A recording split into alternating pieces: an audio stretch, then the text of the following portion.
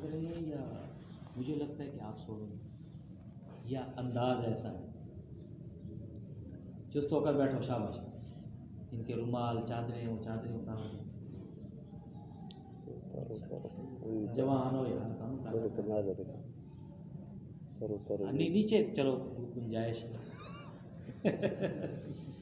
جملہ انشائیہ کی بچہ توجہ کرو.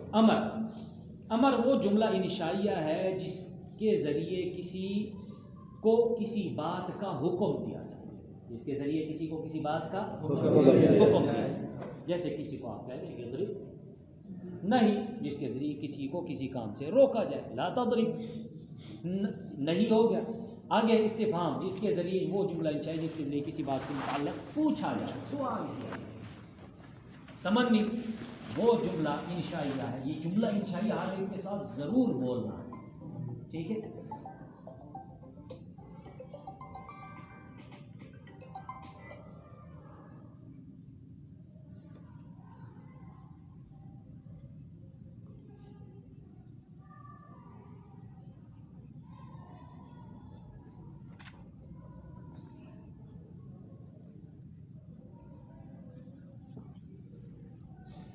استفہام بھائی وہ جملہ انشائیہ ہے جس کے بات کے متعلق سوال کسی کے متعلق سوال کیا جائے.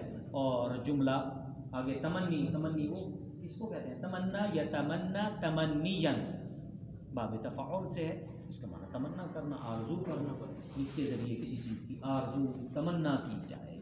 جیسے لیت زیدن حاضر، لیت زیدن کاش زید حاضر ہوتا، آرزو کی جائے، ٹھیک ہے. یا شاید کہ زید حاضر ہو. اور کاش والا لفظ بھی بولا جاتا ہے ہماری اردو میں. اور اس کے لیے ایک اور بھی ہوتا ہے، ایک اور مثال دی جاتی ہے، لیت الشباب یعود. ایک شعر بھی ہے، لیت الشباب یعود یوما فاخبره بما فعل المشیب. کاش کہ جوانی لوٹ آتی، اس کو میں بتلاتا کہ بڑھاپے نے میرا کی حال کر دیا ہے. ہاں بڑھاپے نے میرا کیا حال کر دیا. تو یہ لیتا، یہ آرزو. اور ایک فرق آپ کو یہ بتلا دوں کہ امید اس چیز کی جاتی ہے جس کے ہونے کی توقع ہو، اور آرزو عام طور پر اس چیز کی جاتی ہے جس کا نہ ہونا غالب ہو اور ہونے کا بھی امکان ہو. اب لیت الشباب یعود یوما، بڈھا بیچارہ کہہ رہا ہے کاش جوانی لوٹ آئے. اب بتاؤ جوانی آ سکتی ہے؟ نہیں آ سکتی. ہاں یہ ہے لیت زیدن حاضر، کاش کہ زید حاضر ہوتا، اگر ہوتا تو پھر میں یہ کام کرتا، ایسا ایسا کرتا، ٹھیک. لیکن چونکہ وہ حاضر نہیں، جو ترجی آگے والا ہے، ترجی میں کسی کام کی کیا کی جائے؟ امید کی جائے. امید ہے کہ عمر غائب ہوگا، یا شاید کہ عمر غائب. امید ہے کہ عمر اس کا الٹ کر لیں، امید ہے کہ عمر حاضر ہوگا یا شاید کہ عمر غائب ہو. تو یہ دونوں احتمال اس کے اندر ہوتے ہیں. تمنا اس چیز کی جاتی ہے جو گویا محال سی ہو، اور آگے جو آرزو امید ہے، امید اس چیز کی جاتی ہے جس کا ہونا ممکن ہے، جس کا وقوع ممکن ہے، ٹھیک ہے. ترجی وہ جملہ انشائیہ جس کے ذریعے کسی چیز کی امید کی جائے، جیسے لعل عمران غائب. یہ نمبر 4 حاشیہ دیکھو بچہ لکھا ہوا ہے. تمنی اور ترجی میں ترجی امید صرف ان چیزوں کی جاتی ہے جس کا ہونا ممکن ہو اور جن کے حاصل ہونے کی امید ہو. لعل السلطان یکرمنی، امید ہے بادشاہ میرا اکرام کرے گا، امید ہے بادشاہ میرا اکرام، میری عزت کرے گا. بھائی نظر آ رہا ہے آپ کو حاشیہ؟ تو یہ ترجی ممتنعات میں، یعنی ان چیزوں میں جن کا ہونا ناممکن ہو، ممتنعات میں نہیں بولی جائے. میں نے آپ کو بول دیا نا پہلے آسان لفظوں میں کہ امید جو ہوتی ہے، امید ممتنعات یعنی ناممکنات، مستحیلات، انگلش میں کیا بولتے ہیں، امپاسبل میں نہیں بولی جائے، بلکہ ترجی پاسبل میں بولی جائے. ہے تو سمجھ آندہ ہی ہونا ہے. ہاں نہ بھی کرو جی، ہوں ہاں تو کرو، مجھے تو پتہ چلے. دیکھو بندہ گم ہوا بیٹھا ہے. اور مولانا جمیل صاحب شعر پڑھتے ہوتے ہیں، کبھی ہم نے تم نے بھی تمہیں یاد ہو کہ نہ یاد ہو. اب اسی تھڈے کول ہے بیٹھے سانوں ہی ویکھ لو تسی ہور چہرے ویکھی جا رہے ہو.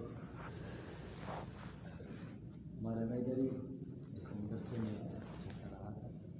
ایک عجیب بات بتاؤں, کئی بندے طالب علم ایسے ماشاء اللہ ان کا ایکسپیرینس ہوتا ہے, تجربہ ہوتا ہے, بلا مبالغہ آنکھیں کھلی ہیں لیکن بندہ سویا ہوا.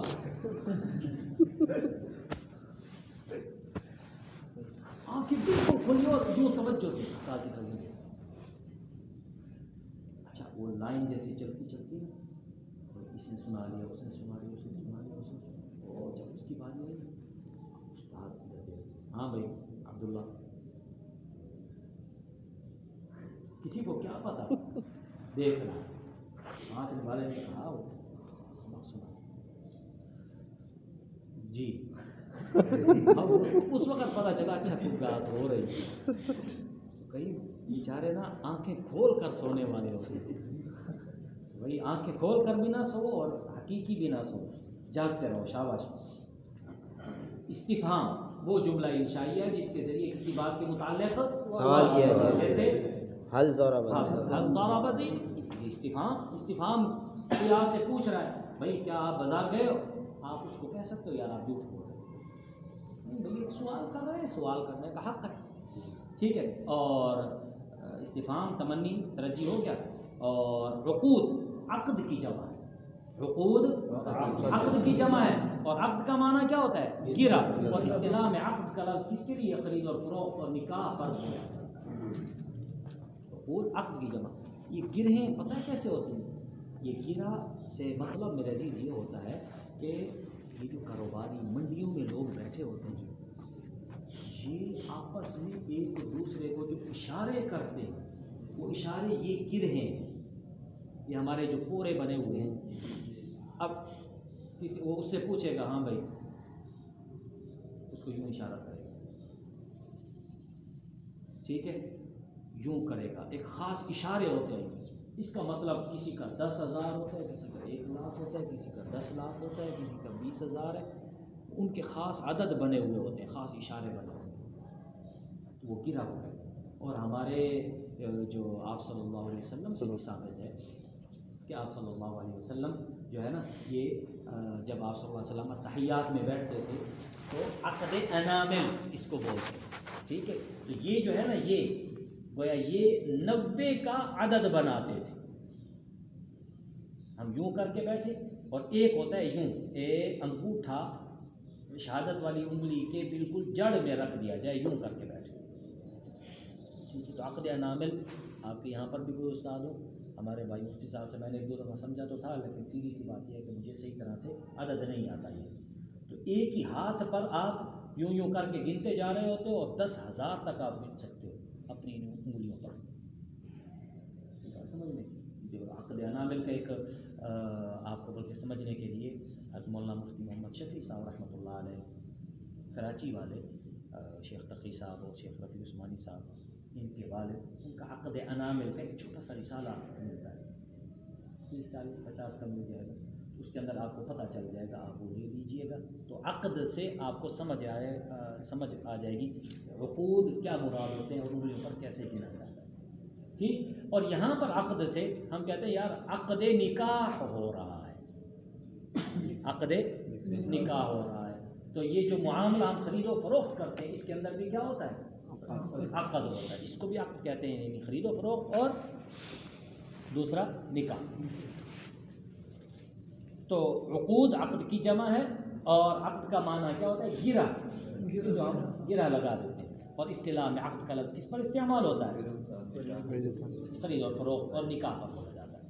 باقی صاحب ہر ایک میرا خیال ہے کوئی شادی شدہ نہیں ہوگا, مولانا عبداللہ سب شادی شدہ ہیں, اور باقی سارے میرے خیال ہے کچھ. اچھا اور بھی ہیں, اللہ بھائی سب کے آپ نے کرائیں. ہاں, کنواروں کے لیے تو بس عقد نکاح کی بات آ جائے تو ان کا چہرہ کھل اٹھتا ہے.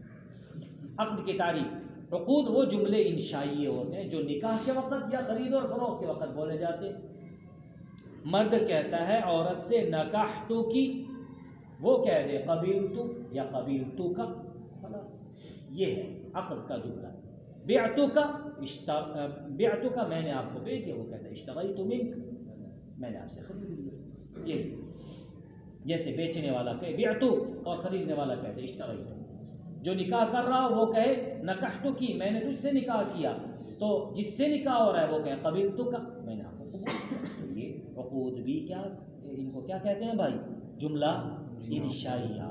اس کو کبھی جملہ فعلیہ نہیں. اصل میں یہ ہوتا ہے کہ میں تیرا نکاح، میں اپنا نکاح تجھ سے کر رہا ہوں، تو قبول کر.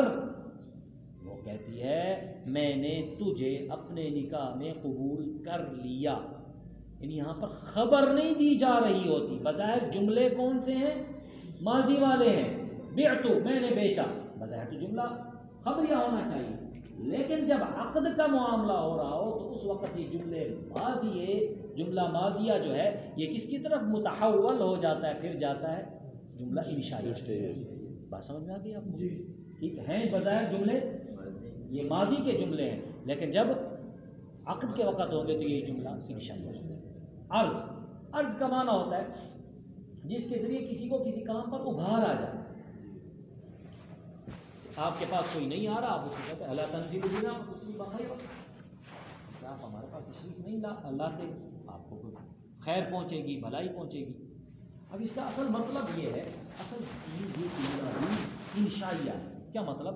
جملہ انشائیہ اس اعتبار سے کہ اصل میں آپ اس کو کہہ رہے ہیں یا اخی انزل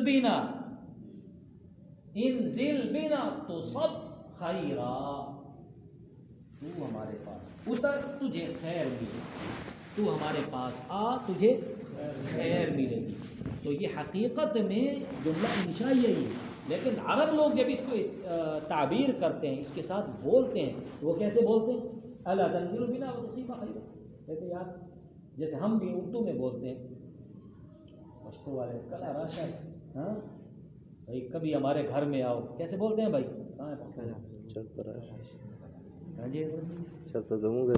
ہاں زمون زیتا راش. اب ہمارے گھر میں آؤ، کسی وقت آپ آؤ، تشریف لے آؤ، تو یہ اصل میں امر نہیں ہوتا بھائی اللہ تنزلو، کیا آپ آتے نہیں ہمارے گھر؟ اصل میں اللہ تنزلو کے اندر ہی وہ گویا جملہ چھپا ہوا ہے کہ آپ آؤ امر کا سکتا ہے. یہ بات سمجھ میں آ گئی؟ اس لیے اس کو جملہ انشائیہ اللہ تنزل بنا تصیب خیرا. کیوں نہیں آتے آپ ہمارے پاس کہ خیر کو پہنچیں آپ. ٹھیک، یہ ترکیبی ترجمہ ہے، یہ ترکیبی ترجمہ لکھا ہوا ہے. آگے ہے مول صاحب ندا وہ جملہ انشائیہ جس کسی کو آواز دی جائے. جیسے آپ کسی کو پکاریں یا عبد اللہ یا فلان یا عمر یا خالد، یوں کر کے بولے تو آگے جو سننے والا ہے آپ کو جھوٹا کہہ سکتا ہے؟ یا اللہ، ہم اللہ سے دعا کر رہے ہیں یا اللہ. اب گیا بندہ اللہ کی طرف، اللہ کو اپنی طرف متوجہ کر رہا ہے. اللہ تو ہر وقت ہی دیکھ رہے ہیں، لیکن دعا کر کے بندہ یا اللہ یہ کر دیجیے، یا اللہ مجھے یہ عطا کر دیجیے.